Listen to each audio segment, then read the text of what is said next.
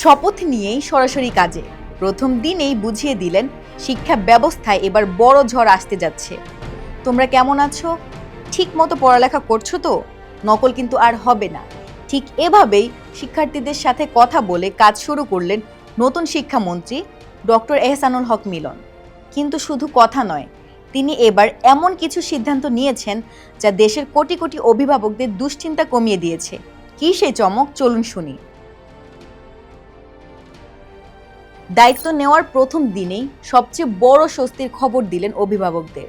এখন থেকে স্কুল কলেজে প্রতি বছর আর কোনো পুনর্ভর্তি ফি বা সেশন চার্জ নেওয়া যাবে না। শিক্ষা মন্ত্রণালয় থেকে সরাসরি এমন ঘোষণা আসলো। একই সাথে কোমলমতি শিক্ষার্থীদের স্বাস্থ্যের কথা ভেবে পুরো রমজান মাস জুড়ে প্রাথমিক ও নিম্ন মাধ্যমিক বিদ্যালয়গুলো বন্ধ রাখার নির্দেশ দিয়েছেন তিনি।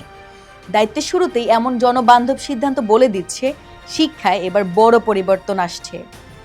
অনেকেরই মনে আছে সেই হেলিকপ্টার মিলনের কথা, যিনি পকেটের পয়সা খরচ করে নকলবাজদের রুখে দিয়েছিলেন। দীর্ঘ 2 দশক পর ফিরে এসে মিলন স্পষ্ট করে দিলেন লক্ষ্য এবার আরও বড়। গতানুগতিক উন্নয়ন নয়, তিনি দিতে চান এক পোল ভোল্ট জাম্প, যা আমাদের শিক্ষাকে বৈশ্বিক মানে নিয়ে যাবে।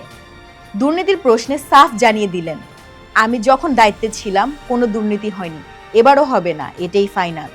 দুর্নীতির বিরুদ্ধে জিরো টলারেন্স আর মেধার সঠিক মূল্যায়নের যে স্বপ্ন ডক্টর মিলন দেখালেন, তা কি পারবে বাংলাদেশের শিক্ষাঙ্গনে হারানো শৃঙ্খলা ফিরিয়ে আনতে?